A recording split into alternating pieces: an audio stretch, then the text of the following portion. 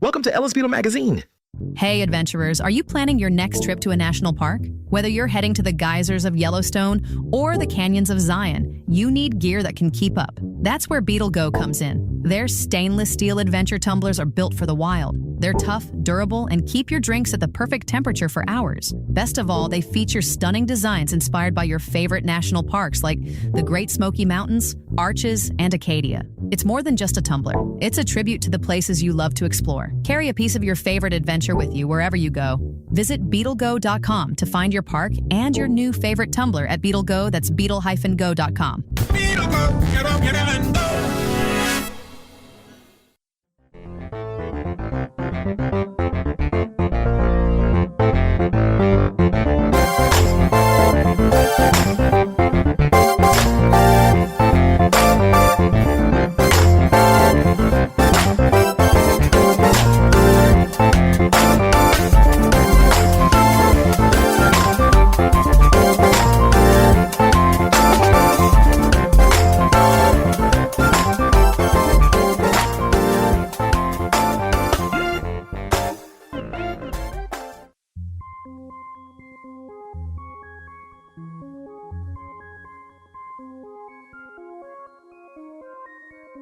Brierie Safety Handbook, your essential guide to a safe and enjoyable stay, an audio companion.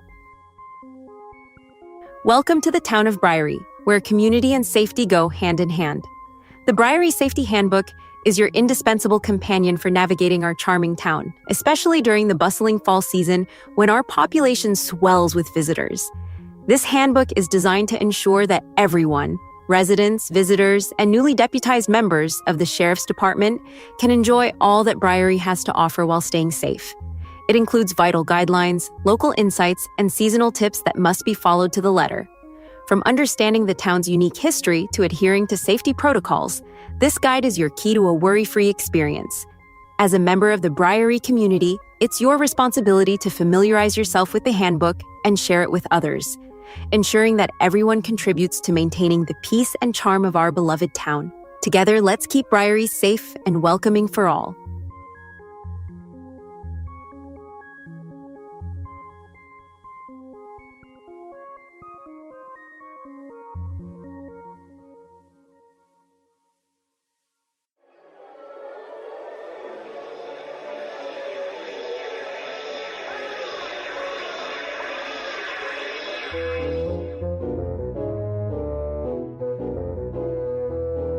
The Shadeleaf Fog by Samuel Kelly.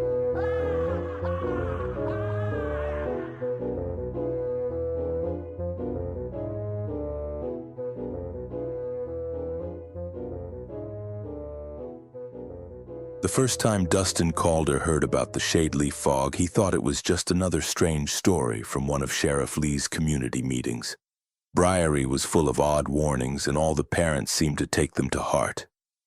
Keep the windows closed after sundown. Burn the senna-wood lantern on your porch and fireplace. Senna-wood, the strange-looking and smelling wood, was only sold in Brierie. Recite the safety handbook list when the bell tower chimed at dusk, just in case you forgot something. It was all so inconvenient to Dustin, who had better things to think about, like summer camp, video games, and his best friend Addie.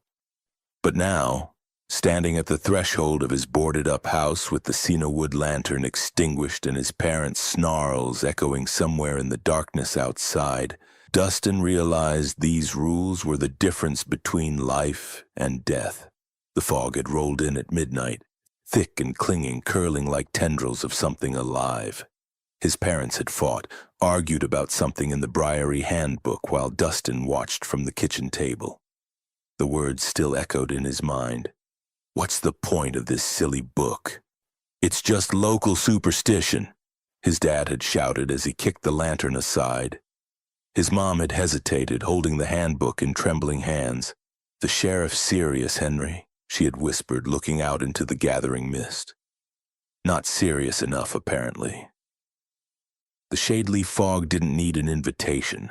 It wormed its way in through the cracks beneath the doors, the unlatched windows, the spaces no one thought of until it was too late.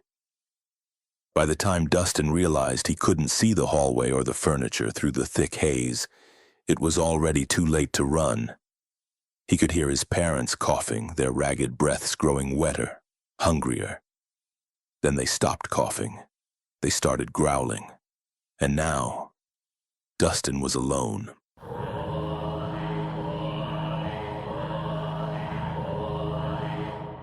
Hour 1. The chase begins.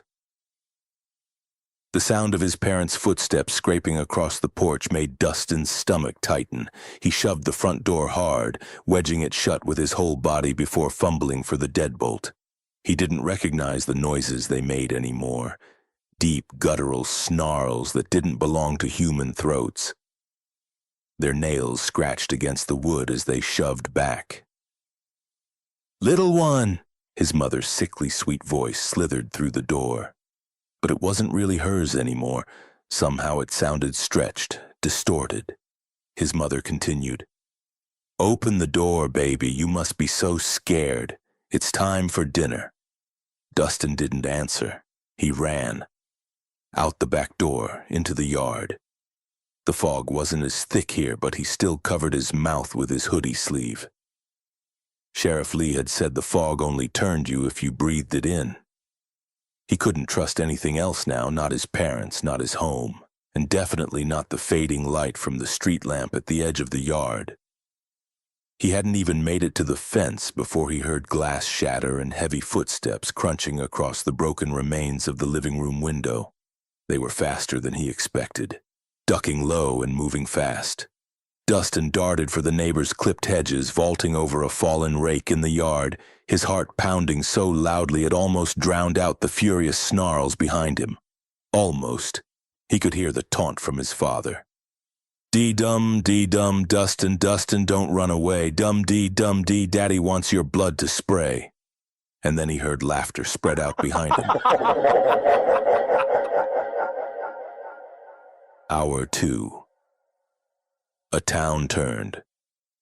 By the time Dustin made it to Main Street, the fog had swollen across most of Brierie. Thick and heavy, it clung to the ground in patches, illuminated by the faint glow of the antique lampposts lining the road.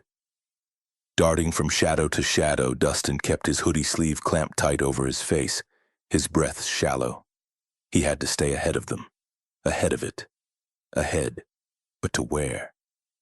In the short distance, he could hear them. Dee-dum-dum-dee. The Brierie handbook had rules but no instructions for after. After you failed. After you had no choice but to run through the streets at night, pursued by a town that no longer felt like its own. The church bell chimed 3 times, and Dustin heard the guttural screeches of more vampires stirred from the surrounding homes. He winced, gripping his knees where he crouched behind a bench. Through the twisting fog, silhouettes began appearing. Neighborly shapes twisted awkwardly as they shuffled along the road, their heads twitching unnaturally side to side. They sniffed the air, looking for him. This can't be happening. But it was. And the Shadeleaf fog was the reason why. One of the shapes turned, the fog curling around its legs. Dustin recognized him immediately. Mr. Avery from the bakery. Gray hair was combed back but streaked with something wet and dark. Mr. Avery's teeth were too long now, and his eyes were completely black where the whites used to show. Another figure joined him. Dustin froze. His dad. "Find him," he rasped, his voice carrying unnaturally through the still air. "He's close. I can smell him." He laughed and began to scream. "He came as my little nut, and now I can smell his nasty little butt." The muscles in Dustin's legs quivered, threatening to give out. He scrambled backward, sharp gravel biting into his palms. It made just enough noise. Both heads snapped in his direction. "Doesn't this town have anyone else to chase?" Dustin hissed under his breath, already bolting for the alleys.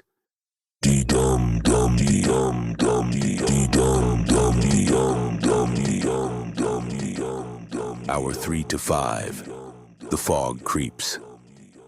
There was no one awake anymore.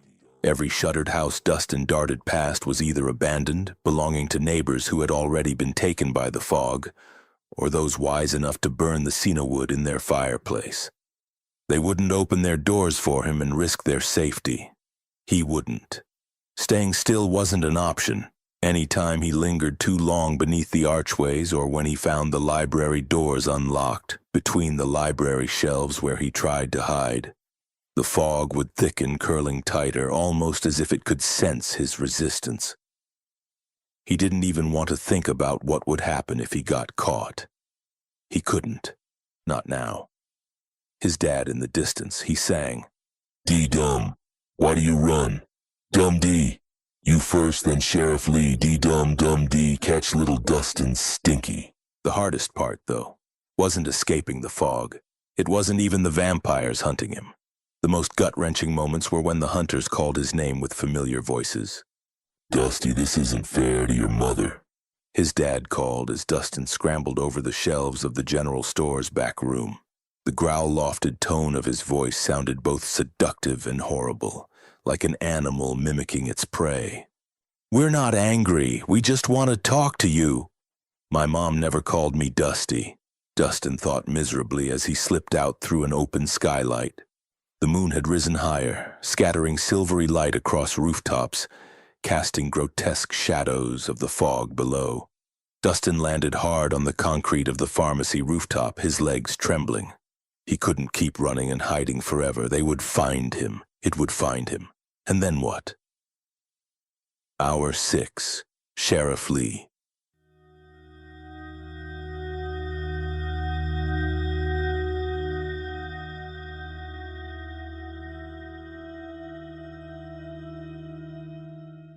The deeper Dustin went into Brierie, the more difficult it became to move in a straight line.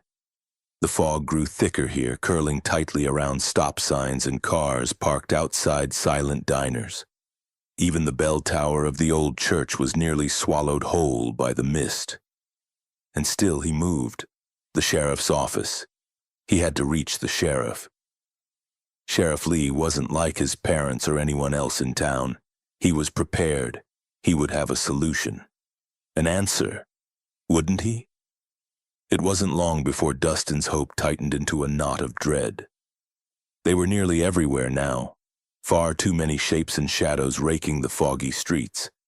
They crowded doorsteps with slack heads and ravenous smiles, glancing skyward before hissing and slinking back into the dense patches of the mist. No one was coming. No one was left. By the time he made it to the sheriff's office, Dustin was more of a shadow than a boy. His faint breaths and soft footfalls muted entirely. He pressed the sleeve even tighter over his face, shivering as the air thickened tangibly into cold fingers lapping at his ankles. The door was ajar, but the lights were on. "Sheriff Lee?" Dustin barely dared to whisper as he crept inside. He felt the breathlessness coil in his stomach as he moved deeper into the room. His sneakers squeaked once on the polished wood floor, and then a hand grabbed his wrist. "Shh," whispered a voice. It wasn't a vampire. He had a gun. A strange-looking gun. Hour 7. Dawn?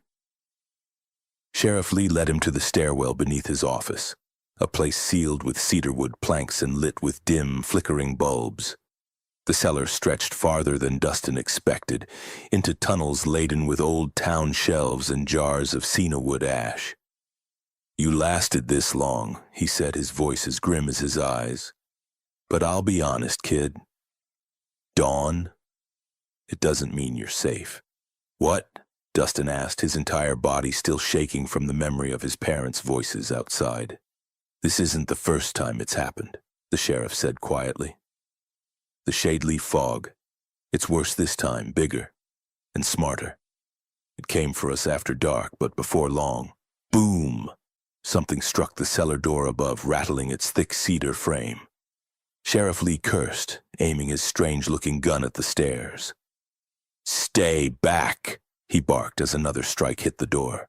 "They won't take us without a fight." But Dustin didn't dare move, not when he could see something moving beneath the floorboards. A wisp of fog had curled upward in the shadow of the sheriff. Then the lanterns failed. Across Brierie, the church bell struck 7, and in the silence that followed, Dustin tightened his grip on the sleeve over his nose, praying it was enough. If only he could have been sure. Later that day, Sheriff Lee sat quietly watching Dustin across the table at the Hillhearth Tavern. You won't know until next year when the fall leaf hits the ground and the Shadeleaf returns. However, it doesn't visit every year. It may come in the next 5 or 10 years from now. I guess we'll just have to wait and see.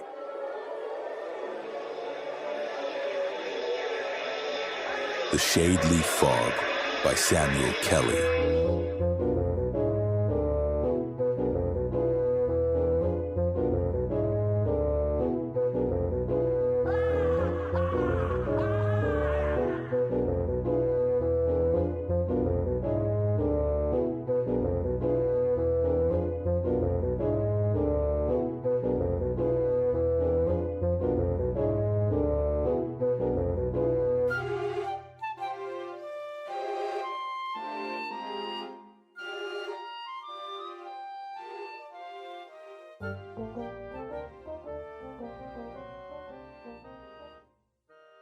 Hey adventurers, are you planning your next trip to a national park? Whether you're heading to the geysers of Yellowstone or the canyons of Zion, you need gear that can keep up. That's where Beetle Go comes in. Their stainless steel adventure tumblers are built for the wild. They're tough, durable, and keep your drinks at the perfect temperature for hours. Best of all, they feature stunning designs inspired by your favorite national parks like the Great Smoky Mountains, Arches, and Acadia. It's more than just a tumbler. It's a tribute to the places you love to explore. Carry a piece of your favorite adventure with you wherever you go.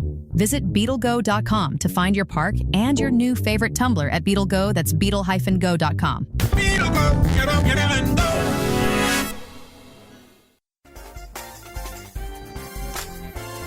We've reached the close of another episode from Ellis Beetle Magazine Podcast, a place where creativity, storytelling, and nostalgia come together.